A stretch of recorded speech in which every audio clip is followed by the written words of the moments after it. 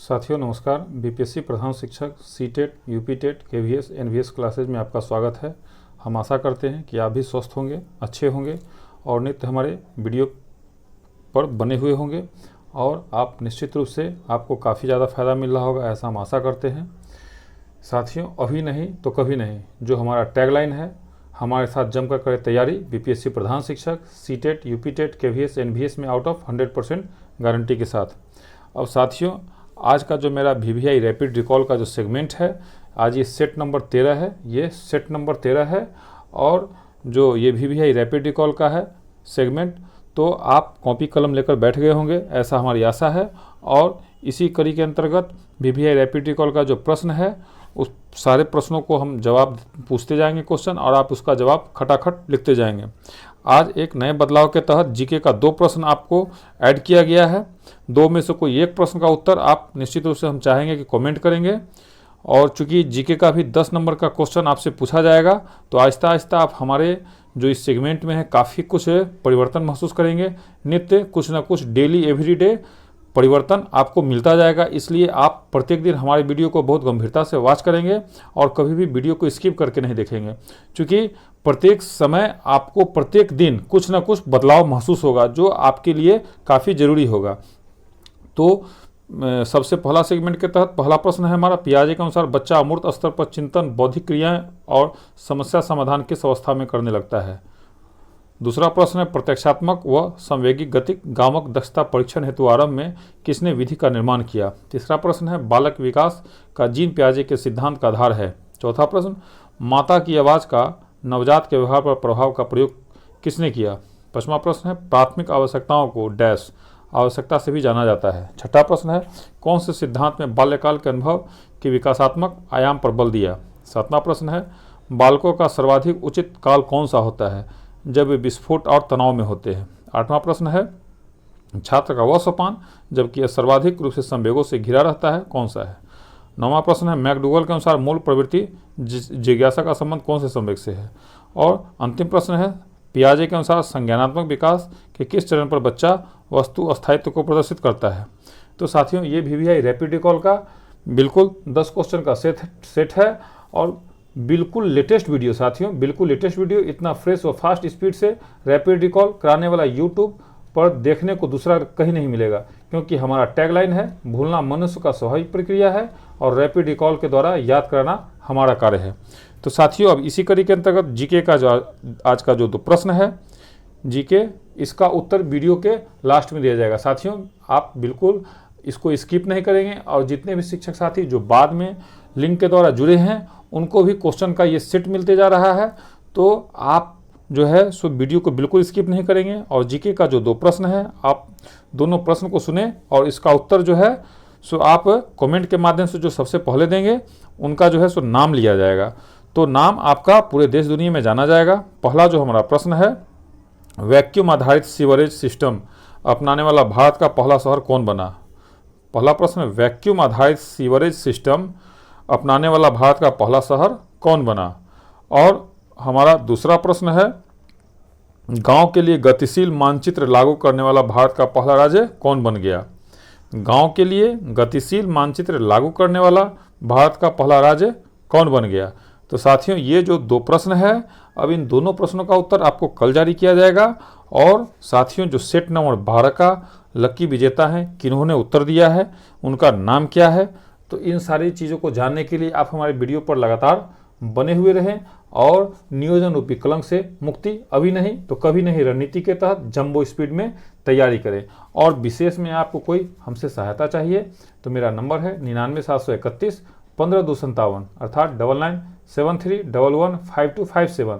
दूसरा नंबर है 85 81 0 71 208 अर्थात 8581071208। अब साथियों, हम प्रश्न की कड़ी की ओर चलते हैं। जो हमारा ये सेट नंबर 13 है, 13 नंबर सेट का आपको कल जारी किया गया था क्वेश्चन और उसका जो उत्तर है इन डिटेल आपको दिया जा रहा है।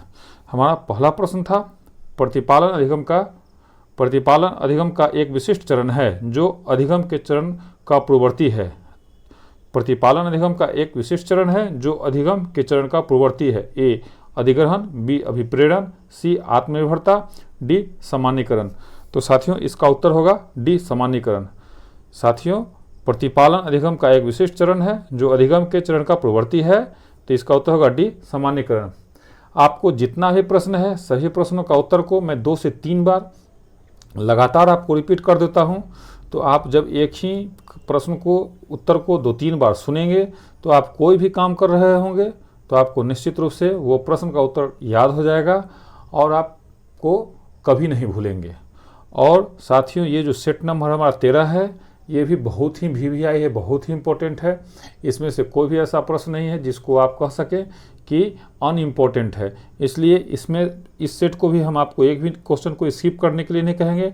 ये सारा हमारा जो है 25 क्वेश्चन का सेट बिल्कुल निचोड़ है, इसलिए अब जो भी सेट चलेगा वो बिल्कुल निचोड़ ही चलेगा। तो हम एक भी क्वेश्चन को आपको VVI नहीं कहेंगे, इसलिए सारे क्वेश्चन को आप गंभीरता से देखेंगे। अब जो हमारा दूसरा नंबर प्रश्न है, बाल विकास किसकी आपसी जिम्मेदारी है? बाल विकास किसकी आपसी जिम्मेदारी है? ए अभिभावकों और शिक्षक दोनों की, बी सामाजिक और सांस्कृतिक कारक दोनों की, सी वंशानुक्रम और वातावरण दोनों की, डी केवल शिक्षकों की। तो साथियों आपने बिल्कुल सही लगाया है उस उत्तर, सी वंशानुक्रम और वातावरण दोनों की, अर्थात बाल विकास वंशानुक्रम और वातावरण दोनों की आपसी जिम्मेदारी है। बाल विकास वंशानुक्रम और वातावरण दोनों की आपसी जिम्मेदारी है, इसका उत्तर सी है। अब हम लोग तीसरा नंबर प्रश्न की ओर आते हैं। हमारा तीसरा नंबर प्रश्न है, निम्न में से कौन सा कारक बालक के विकास को प्रभावित नहीं करता है? निम्न में से कौन सा कारक बालक के विकास को प्रभावित नहीं करता है? ए अधिगम, बी वृद्धि, सी उपलब्धियां, डी संस्कृति। तो साथियों आपने इसका उत्तर बिल्कुल सही लगाया है, इसका उत्तर होगा सी उपलब्धियां, अर्थात उपलब्धियां बालक के विकास को प्रभावित नहीं करता है। अब हमारा चौथा नंबर प्रश्न है, पूर्व बाल्यावस्था में बौद्धिक विकास से संबंधित नहीं है। पूर्व बाल्यावस्था में बौद्धिक विकास से संबंधित नहीं है। ए एकाग्रता की अवधि में वृद्धि, बी पर्यावरण का अन्वेषण, सी तार्किक अवधारणाओं की व्याख्या, डी अतीत वर्तमान और भविष्य के बीच भेद। तो साथियों चौथा नंबर प्रश्न का उत्तर है सी, अर्थात तार्किक अवधारणाओं की व्याख्या। तो इसका मतलब है पूर्व बाल्यावस्था में बौद्धिक विकास से संबंधित नहीं है, तार्किक अवधारणाओं की व्याख्या। अब जो हमारा 5वां नंबर प्रश्न है, शैशवावस्था के दौरान निम्न में किसकी अधिकतम वृद्धि होती है? शैशवावस्था के दौरान निम्न में किसकी अधिकतम वृद्धि होती है? ए हाथ, बी पैर, सी सिर, डी उंगलियां। तो निश्चित रूप से पैर की वृद्धि सबसे अधिक होती है, पैर की वृद्धि सबसे अधिक होती है। अब जो हमारा 6 नंबर प्रश्न है, शैशवा काल में बच्चा निर्देशित होता है। शैशवा काल में बच्चा निर्देशित होता है। ए परिपक्वता से, बी प्रवृत्ति से, सी शिक्षा से, डी अधिगम और सहज ज्ञान से। तो साथियों 6 नंबर का उत्तर है बी प्रवृत्ति से, अर्थात शैशवा काल में बच्चा निर्देशित होता है बी प्रवृत्ति से। साथियों इतना फास्ट स्पीड में आपको वीडियो दूसरा किसी यूट्यूब चैनल पे नहीं मिलेगा, इसलिए आप हमारे चैनल पर लगातार बने हुए रहें और आप जो है सो इसको बिल्कुल स्किप नहीं करें। साथियों आपको एक हम बिग ब्रेकिंग के तहत एक बिल्कुल लेटेस्ट न्यूज़ देते हैं कि ऐसा देखा जा रहा है कि कुछ शिक्षक साथी बीपीएससी प्रधान शिक्षक का फॉर्म भरे तो हैं, लेकिन वो तैयारी सही से नहीं कर रहे हैं। उनका मानना है कि बीपीएससी प्रधान शिक्षक बनने से कोई फ़ायदा नहीं है, लेकिन मैं आपको बताऊंगा कि बीपीएससी प्रधान शिक्षक बनने से क्या फ़ायदा है। तो ये सीरीज 2 दिनों से लगातार चल रहा है कि आपको क्या क्या फ़ायदा होगा। तो आज जो दूसरा सबसे बड़ा फ़ायदा आपको हम बता रहे हैं कि आप सभी शिक्षक साथियों का स्पेशल प्राण नंबर जारी किया जाएगा, अर्थात आपको प्राण नंबर जारी किया जाएगा। और जब प्राण नंबर जारी किया जाएगा तो आपको क्या क्या फ़ायदा होगा, आप इसके लिए लगातार हमारे लिए बने हुए रहें और अगला जो क्या फ़ायदा होगा वो आपको कल की वीडियो में बताया जाएगा। अब जो हमारा 7 नंबर प्रश्न है, युवा बच्चों में सीखने की प्रक्रिया में अभिभावक एक भूमिका निभाते हैं। ए सद्भावनापूर्ण, बी उदासीन, सी ऋणात्मक, डी अग्र सक्रिय। तो 7वां नंबर का उत्तर है बिल्कुल आपने सही लगाया है, उदासीन, अर्थात युवा बच्चों में सीखने की प्रक्रिया में अभिभावक एक उदासीन की भूमिका निभाते हैं, अर्थात युवा बच्चों में सीखने की प्रक्रिया में अभिभावक एक उदासीन की भूमिका निभाते हैं। अब साथियों 8 नंबर हमारा प्रश्न है, निम्न में कौन सा कथन सत्य है? निम्न में कौन सा कथन सत्य है? ए एंड्रोजन हार्मोन महिलाओं में होता है, बी एस्ट्रोजन हार्मोन पुरुषों में होता है, सी प्रोजेस्टेरॉन लड़कियों की मोटी आवाज़ के लिए जिम्मेदार नहीं है, डी एस्ट्रोजेंस और एड्रोजेनेंस दोनों तरुणावस्था के दौरान लड़के और लड़कियों दोनों में होता है। तो साथियों 8वां नंबर का उत्तर है सी प्रोजेस्टेरॉन लड़कियों की मोटी आवाज़ के लिए जिम्मेदार नहीं है, अर्थात सी जो उत्तर है वो सत्य है। अब जो हमारा 9 नंबर प्रश्न है, विकास को प्रभावित करने वाला वातावरणीय कारक कौन सा नहीं है? तो साथियों कौन सा नहीं ये पूछ रहा है, विकास को प्रभावित करने वाला वातावरणीय कारक कौन सा नहीं है? तो ए है शिक्षा की गुणवत्ता, बी शारीरिक गठन, सी पोषक आहार की गुणवत्ता, डी संस्कृति। तो साथियों इसका उत्तर है बी शारीरिक गठन। अब हम लोग 10 नंबर प्रश्न क्यों चलते हैं। हमारा 10 नंबर प्रश्न है कद, हड्डियों का ढांचा, बाल, नाक और आँखों का रंग आदि शारीरिक विशेषताएं हैं। ए प्राथमिक विशेषताएं, बी द्वितीयक विशेषताएं, सी वंशानुगत विशेषताएं, डी अवंशानुगत विशेषताएं। तो साथियों ये एक क्लिष्ट प्रश्न है, इसका उत्तर है सी वंशानुगत विशेषताएं, अर्थात कद, हड्डियों का ढांचा, बाल, नाक और आँखों का रंग जो बच्चा को होता है ये सारी विशेषता वंशानुगत होती है। अब जो हमारा 11 नंबर प्रश्न है, निम्न में कौन सा वंशानुक्रम संबंधी कारक है? निम्न में कौन सा वंशानुक्रम संबंधी कारक है? तो ए साथी समूह के प्रति दृष्टिकोण, बी चिंतन करने का ढंग, सी आँखों का रंग, डी सामाजिक गतिविधियों में हिस्सेदारी। तो साथियों इसका उत्तर आपने बिल्कुल सही लगाया है, सी आँखों का रंग, अर्थात आँखों का रंग वंशानुक्रम संबंधी कारक है। अब जो हमारा 12 नंबर प्रश्न है, वंशानुक्रम को एक डैश सामाजिक संरचना माना जाता है। वंशानुक्रम को एक डैश सामाजिक संरचना माना जाता है। ए प्राथमिक, बी द्वितीय, सी गत्यात्मक, डी स्थिर। तो साथियों इसका उत्तर बिल्कुल आपने सही लगाया है, स्थिर, अर्थात वंशानुक्रम को एक स्थिर सामाजिक संरचना माना जाता है। वंशानुक्रम को एक स्थिर सामाजिक संरचना माना जाता है। अब साथियों 13 नंबर जो हमारा प्रश्न है, 13 नंबर प्रश्न कहता है सामाजिकरण का अर्थ है ए सामाजिक नियमों का पालन करना, बी समाज में समायोजन करना, सी सामाजिक नियमों को तोड़ना, डी सामाजिक विभिन्नता को समझना। तो 13 नंबर का प्रश्न का उत्तर है सामाजिकरण का अर्थ है, आपने बिल्कुल सही लगाया है, समाज में समायोजन करना, अर्थात समाज का जो नियम है उसको हम मानते हैं और उसके अंदर हम समायोजित हो जाते हैं, यही समाजीकरण है। अब जो हमारा 14 नंबर प्रश्न है, छात्रों में लोकतांत्रिक जीवन को प्रोत्साहित करने के लिए निम्न में किसकी बेहतरीन प्रयोग किया जा सकता है? छात्रों में लोकतांत्रिक जीवन को प्रोत्साहित करने के लिए निम्न में से किसका बेहतरीन प्रयोग किया जा सकता है? तो ए व्याख्यान विधि, बी सामाजिक अंतःक्रिया, सी खोज विधि, डी प्रयोगात्मक विधि। तो साथियों इसका उत्तर आपने एकदम सही लगाया है, सी खोज विधि, अर्थात छात्रों में लोकतांत्रिक जीवन को प्रोत्साहित करने के लिए खोज विधि बेहतरीन प्रयोग है। छात्रों में जो लोकतांत्रिक परिवर्तन है या प्रोत्साहित करने के लिए खोज विधि सबसे बेहतरीन ये है। अब जो हमारा 15 नंबर प्रश्न है, निम्न में से कौन सा चरित्र निर्माण में सहायक है? निम्न में से कौन सा चरित्र निर्माण में सहायक है? तो इच्छा शक्ति, ए इच्छा शक्ति, बी बर्ताव, सी नैतिकता, डी व्यवहार। तो साथियों आपने बिल्कुल इसका सही उत्तर बनाया है, 15 का ए है इच्छा शक्ति, अर्थात इच्छा शक्ति चरित्र निर्माण में सहायक है। साथियों मैं आपको बताऊं कि हमारे 5 शिक्षक साथियों की टीम, जिसमें एक सीटेट के बिहार टॉपर हैं, एक हमारे डीएलएड के टॉपर हैं, एक यूनिवर्सिटी टॉपर हैं, एक मैं हूं और एक और शिक्षक साथी हैं। इन 5 शिक्षक साथियों की टीम नित्य जो है सो लगातार 10 से 12 घंटा काम करता है। क्वेश्चन का पैटर्न बनाया जाता है जो आपके बीपीएससी में या सीटेट के लिए इम्पोर्टेंट हो, जो परीक्षा में आपको आ सकता है।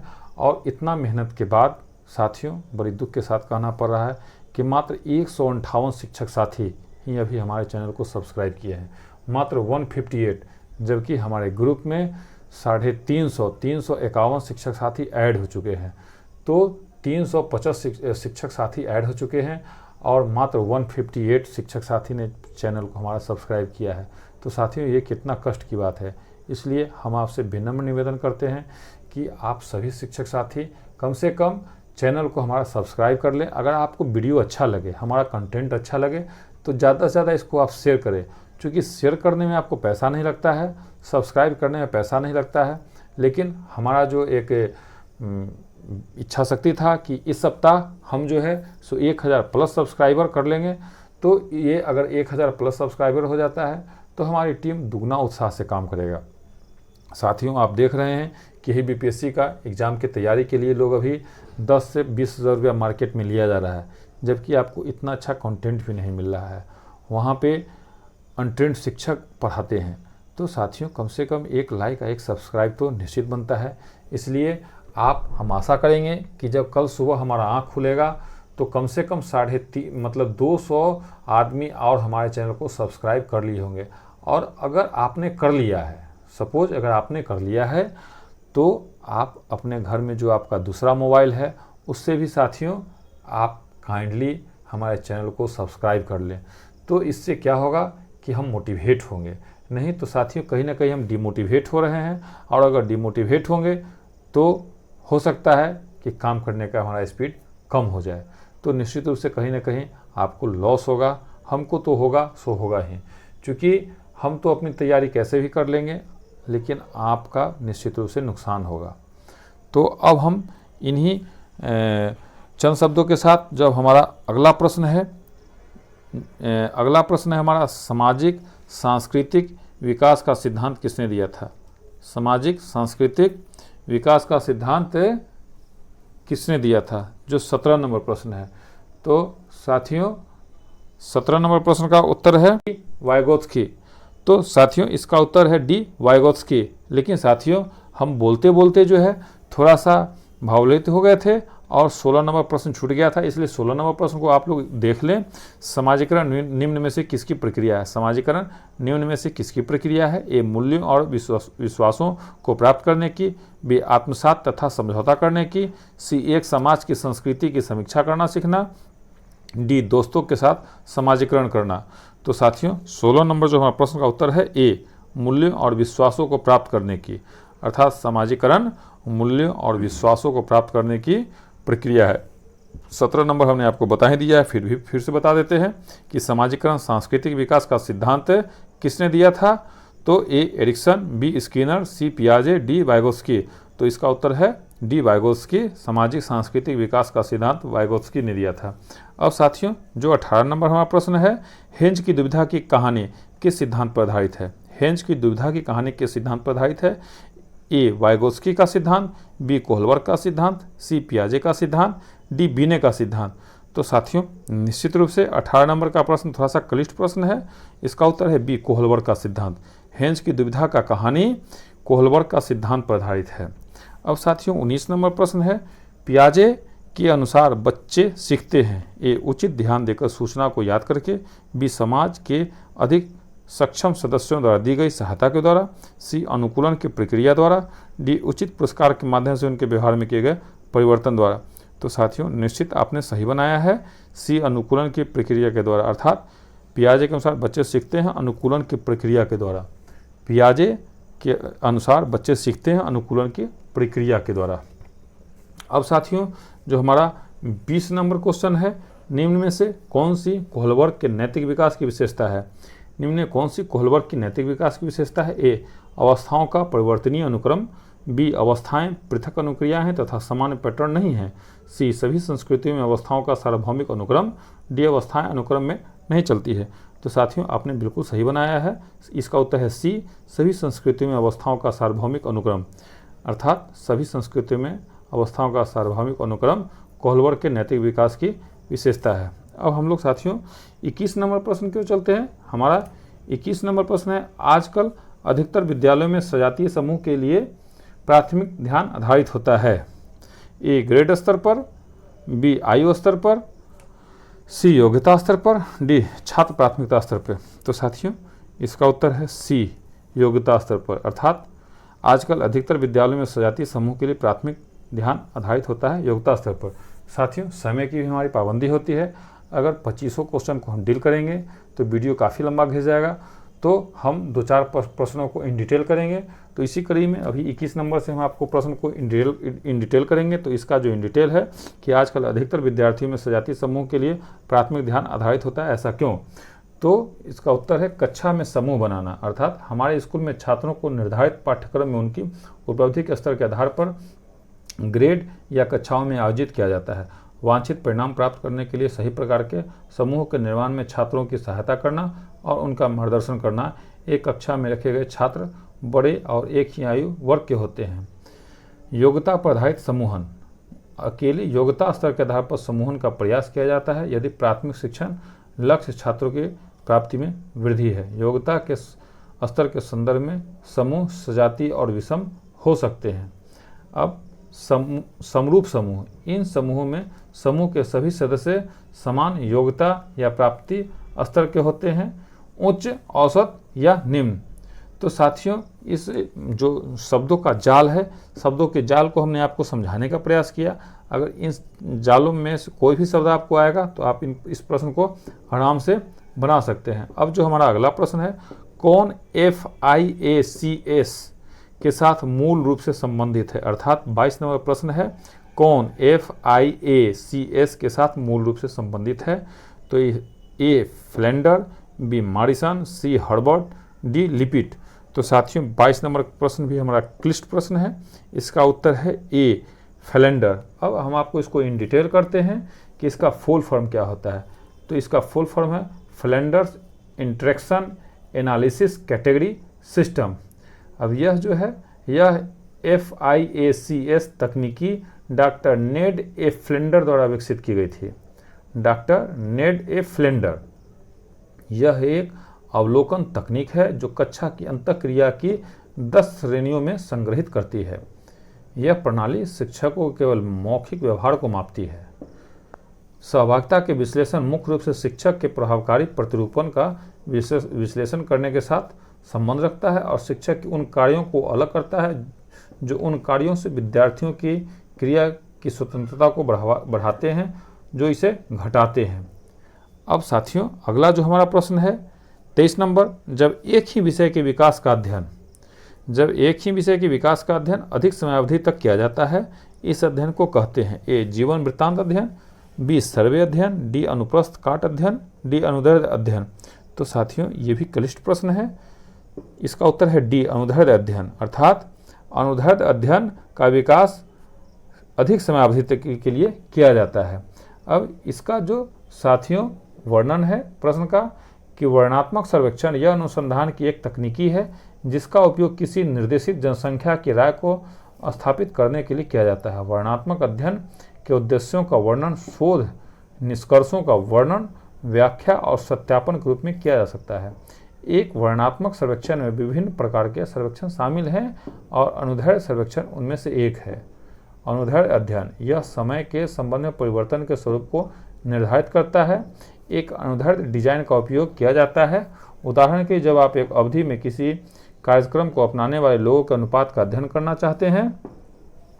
अब जो हमारा अगला प्रश्न है, प्रश्न साथियों, सूक्ष्म शिक्षण के भारतीय प्रतिमान में कुल कितना समय लगता है। तो A 30 minute, B 40 minute, C 36 minute, D 45 minute. तो साथियों, इसका जो उत्तर है C 36 मिनट। सूक्ष्म शिक्षण में भारतीय प्रतिमान में कुल 36 मिनट समय लगता है। अब साथियों, ये सूक्ष्म शिक्षण क्या है। तो सूक्ष्म शिक्षण के विषय में साथियों, ये जो हमारा सेट है ये भी बहुत ही VVI सेट है, क्योंकि नई शिक्षा नीति के तहत क्वेश्चन का पैटर्न बिल्कुल बदल गया है। आपको ऐसा क्वेश्चन पूछा जाएगा जो आप बिल्कुल आपको अचंभित कर देगा। इसलिए इन सारे क्वेश्चनों को आप बार बार वीडियो को देखेंगे, बार बार सुनेंगे। नहीं आप देख पाते हैं तो निश्चित रूप से लगातार इसको 2, 4, 10 बार सुनेंगे, आपको याद हो जाएगा। अब सूक्ष्म शिक्षण क्या है। तो सूक्ष्म शिक्षण को इस तरह परिभाषित किया गया है कि जहां इसे कक्षा के समय के आकार में छोटा किया जाता है और एक विशिष्ट शिक्षण कौशल पर ध्यान केंद्रित किया जाता है। अब इसका की पॉइंट क्या है। तो सूक्ष्म शिक्षण की अवधारणा एक प्रशिक्षण अवधारणा है जिसे शिक्षकों के व्यावसायिक विकास में विभिन्न पूर्व सेवा और सेवा के चरणों में लागू किया जा सकता है। सूक्ष्म शिक्षण सत्रों में एक छात्र शिक्षक, कक्षा प्रशिक्षक या स्कूल प्रशिक्षक और साथियों का एक छोटा समूह शामिल होता है। ये सब छात्र शिक्षकों को छात्र के साथ अभ्यास करने से पहले एक कृत्रिम वातावरण में अपनी शिक्षण तकनीकों का अभ्यास और ठीक करने की अनुमति देते हैं। ये सब छात्र शिक्षकों को छात्रों के साथ अभ्यास करने से पहले एक कृत्रिम वातावरण में अपनी शिक्षण तकनीकों का अभ्यास और ठीक करने की अनुमति देते हैं। सूक्ष्म शिक्षण के भारतीय मॉडल में NCERT द्वारा विकसित सूक्ष्म शिक्षण की अवधि निम्नानुसार है। शिक्षण 6 मिनट, प्रतिपुष्टि 6 मिनट, पुनः पाठ योजना 12 मिनट, पुनः शिक्षण 6 मिनट, पुनः प्रतिपुष्टि 6 मिनट, संपूर्ण 36 मिनट, अर्थात शिक्षण 6 मिनट का है। साथियों, ये जो बिंदु आपको हम बता रहे हैं इसमें से कोई भी पूछा जा सकता है, इसलिए इन सारे बिंदु को आपको मैं 2-3 बार बता देता हूं। शिक्षण NCERT के द्वारा जो सूक्ष्म शिक्षण की अवधि है वो कितना मिनट का है, ये काफ़ी इंपॉर्टेंट बिल्कुल VVI है, इसलिए इसको आप लोग बार बार सुन लेंगे, अगर संभव हो तो कॉपी पर लिख भी लेंगे। एनसीईआरटी द्वारा विकसित सूक्ष्म शिक्षण की अवधि है निम्नानुसार है: शिक्षण 6 मिनट, प्रतिपुष्टि 6 मिनट, पुनः पाठ योजना 12 मिनट, पुनः शिक्षण 6 मिनट, पुनः प्रतिपुष्टि 6 मिनट, संपूर्ण 36 मिनट। अर्थात जब कोई एक शिक्षक क्लास में जाता है तो जो 36 मिनट का उसका टाइमिंग मिलता है क्लास करने का, उन 36 मिनट को कैसे कैसे जो है वो उपयोग करेगा, ये उसका सारांश यही है। अब जो हमारा अगला प्रश्न है साथियों, बिल्कुल अंतिम प्रश्न है 25 नंबर: स्मृति एवं बोध स्तर के शिक्षण प्रतिमानों की संरचना में कौन सा वाक्य विन्यास महत्वपूर्ण है? स्मृति एवं बोध स्तर के शिक्षण प्रतिमानों की संरचना में कौन सा वाक्य विन्यास महत्वपूर्ण है? ए योजना, बी अन्वेषण, सी सामान्यीकरण, डी प्रस्तुतिकरण। तो साथियों इसका उत्तर बिल्कुल डी है, प्रस्तुतिकरण। अर्थात स्मृति एवं बोध स्तर के शिक्षण प्रतिमानों की संरचना में प्रस्तुतिकरण वाक्य विन्यास महत्वपूर्ण है। अब साथियों इसको भी हम आपको थोड़ा सा इन डिटेल बता देते हैं कि शिक्षण 3 स्तरों पर उत्तरोत्तर होता है। शिक्षण 3 स्तरों पर उत्तरोत्तर होता है: शिक्षण की स्मृति स्तर, शिक्षण का बोध स्तर और शिक्षण का चिंतनशील स्तर। अर्थात शिक्षण की स्मृति स्तर पहला हो गया, शिक्षण का बोध स्तर दूसरा हो गया और शिक्षण के चिंतनशील स्तर तीसरा। अब शिक्षकों को वांछित शैक्षिक उद्देश्यों को प्राप्त करने के लिए शिक्षार्थियों के विकास के चरण को ध्यान में रखना चाहिए। इसका जो इम्पोर्टेंट पॉइंट है, शिक्षण अधिगम के 3 अभिज्ञ स्तर हैं। स्मृति स्तर, यह स्तर स्मरण और अभिज्ञान की सरल प्रक्रियाओं पर बल देता है। दूसरा है बोध स्तर, यह स्तर संबंध अथवा अंतर्दृष्टि पर बल देता है। और तीसरा है चिंतनशील स्तर, इस स्तर पर महत्वपूर्ण चिंतन अथवा समस्या समाधान मुख्य विषय है। अब जो इसका एक की पॉइंट है कि स्मृति एवं बोध स्तर के शिक्षण प्रतिमानों के वाक्य विन्यास में प्रस्तुतिकरण महत्वपूर्ण चरण होता है। यह सबसे महत्वपूर्ण चरण है क्योंकि यह विषय वस्तु को प्राथमिकता देता है। अब प्रस्तुतिकरण का चरण क्या क्या है? तो शिक्षक साथियों के समक्ष संवादात्मक तरीके से नए ज्ञान का परिचय कराते हैं। दूसरा है शिक्षक साथियों के पूर्व ज्ञान को एक नए समूह के ज्ञान से जोड़ने का प्रयास करते हैं। अगला पॉइंट है शिक्षक का मानना है कि जब कोई भी विषय छात्रों के सामने ठीक से प्रस्तुत किया जाता है तो छात्र उन्हें सुसंगत तरीके से सीखते हैं। इस तरह साथियों जो हमारा आज का ये सेट नंबर 13 है वो समाप्त हो गया। अगर साथियों आपको ये हमारा सेट अच्छा लगा है तो आप जो है सो इसको शेयर निश्चित रूप से करेंगे। अगर आप शेयर करेंगे तो हमें लगेगा कि जो हम 2 से 3 दिन एक वीडियो को बनाने में करते हैं तो हमको लगेगा कि आप निश्चित रूप से अगर शेयर कर रहे हैं तो दूसरा शिक्षक साथी इसका फ़ायदा उठाएंगे। अब जो VVI रैपिड रिकॉल के अंतर्गत आपसे प्रश्न किया गया था उसके पूर्व साथियों हमने जो प्रश्न आपसे पूछा था सेट नंबर 12 में जो जीके का प्रश्न पूछा था वो प्रश्न था भारत का पहला कार्बन न्यूट्रल पंचायत कौन बना? भारत का पहला कार्बन न्यूट्रल पंचायत कौन बना? तो इसका उत्तर है साथियों पल्ली गांव जम्मू कश्मीर। पल्ली गांव जम्मू कश्मीर, आप लोग लिख लें पल्ली गांव जम्मू कश्मीर। उत्तर देने वाले सबसे प्रथम प्रतिभागी श्री विवेकानंद जी हैं। श्री विवेकानंद सर हैं जो समस्तीपुर के रहने वाले हैं। इन्होंने सबसे पहले फ़ोन करके हमें बताया कि सर इसका उत्तर पल्ली गांव है। अब जो हमारा रैपिड रिकॉल का जो 10 प्रश्न का सेट है इसको मैं आपको बताता हूं कि पियाजे के अनुसार बच्चा अमूर्त स्तर पर चिंतन, बौद्धिक क्रिया और समस्या समाधान किस अवस्था में करने लगता है? तो इसका उत्तर है औपचारिक संक्रियात्मक अवस्था। अर्थात पियाजे के अनुसार बच्चा अमूर्त स्तर पर चिंतन, बौद्धिक क्रिया और समस्या समाधान किस अवस्था में करने लगता है? तो औपचारिक संक्रियात्मक अवस्था। पियाजे के अनुसार बच्चा अमूर्त स्तर पर चिंतन, बौद्धिक क्रिया और समस्या समाधान किस अवस्था में करने लगता है? तो औपचारिक संक्रियात्मक अवस्था। अब जो दूसरा प्रश्न है प्रत्यक्षात्मक व संवेगिक गति गामक दक्षता परीक्षण हेतु आरंभ में किसने विधि का निर्माण किया? तो साथियों इसका उत्तर है मॉन्टेसरी। अर्थात प्रत्यक्षात्मक व संवेगिक गति गामक दक्षता परीक्षण हेतु आरंभ में किसने विधि का निर्माण किया? तो मॉन्टेसरी महोदय। अब जो तीसरा नंबर प्रश्न है हमारा बालक विकास का जीन पियाजे के सिद्धांत का आधार है। बालक विकास के जीन पियाजे का सिद्धांत का आधार है तो संज्ञानात्मक विकास। अर्थात बालक विकास के जीन पियाजे के सिद्धांत का आधार है संज्ञानात्मक विकास। अब हमारा चौथा नंबर प्रश्न है साथियों माता की आवाज़ का नवजात के व्यवहार पर प्रभाव का प्रयोग किसने किया? माता की आवाज़ का नवजात के व्यवहार पर प्रभाव का प्रयोग किसने किया? तो टर्मन महोदय ने। अर्थात माता की आवाज़ का नवजात के व्यवहार पर प्रभाव टर्मन महोदय ने किया। अब जो हमारा 5वां नंबर प्रश्न है प्राथमिक आवश्यकताओं को डैश आवश्यकता से भी जाना जाता है। तो प्राथमिक आवश्यकताओं को दैहिक आवश्यकता से भी जाना जाता है। प्राथमिक आवश्यकताओं को दैहिक आवश्यकता से भी जाना जाता है। अब जो हमारा 6 नंबर प्रश्न है साथियों, कौन से सिद्धांत में बाल्यकाल के अनुभव के विकासात्मक आयाम पर बल दिया?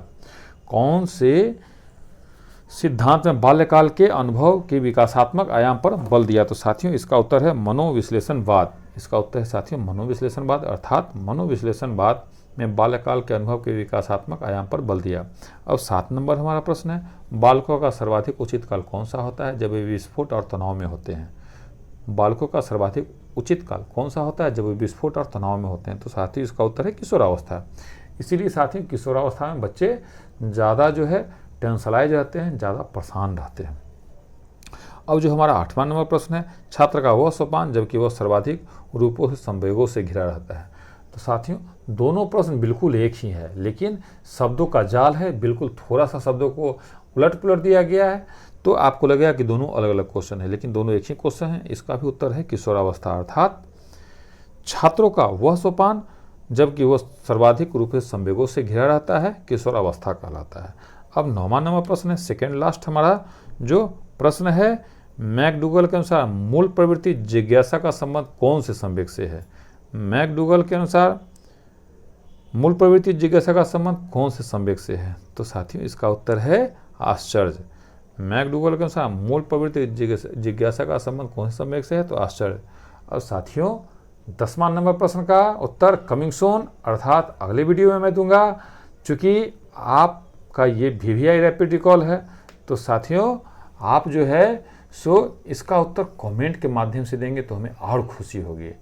अगर कमेंट के माध्यम से गलत भी उत्तर देंगे तो हमें बड़ी खुशी होगी, नहीं दे पाएंगे तो कमिंग सून नेक्स्ट वीडियो में इसका उत्तर दिया जाएगा। और साथियों अगर आपको ये सीरीज अच्छा लगा हो तो आप इसको निश्चित रूप से शेयर कर देंगे अपने दूसरे शिक्षक साथियों के साथ, और आज कम से कम 200 प्लस सब्सक्राइबर बनाने में मदद कीजिए।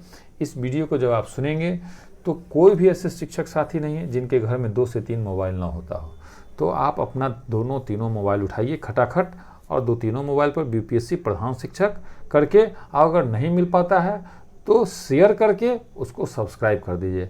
अगर आप साथी 200 प्लस शेयर करवा देते हैं, जो शिक्षक साथी कर भी लिए हैं सब्सक्राइब, फिर भी वो अपने दूसरे मोबाइलों से कर ले, तो साथियों हम काफ़ी एनर्जेटिक होंगे। और आपका पैसा तो लग नहीं रहा है, और पैसा जब लग नहीं रहा है तो फ्री में करने में क्या दिक्कत है? कोई दिक्कत नहीं है। चलिए इन्हीं चंद शब्दों के साथ हम अपनी वाणी को विराम देते हैं। जय हिंद, जय भारत, जय शिक्षक समाज।